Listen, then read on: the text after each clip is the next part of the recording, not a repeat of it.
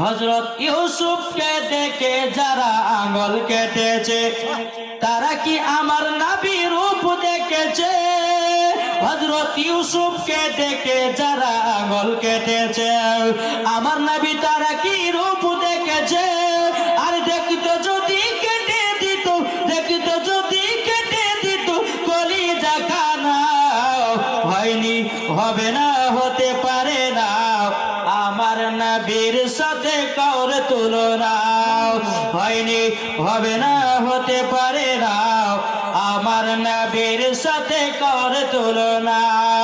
যারা নবীকে ভালোবাসে, জোরে বলেন, যারা নবীকে ভালোবাসে যাবে তারা শুধু মদিনাতে, দেখতে যদি কেটে দিত কলিজা খানা, হয়নি, হবে না, হতে পারে না আমার নবীর সাথে কাউর তুলনা।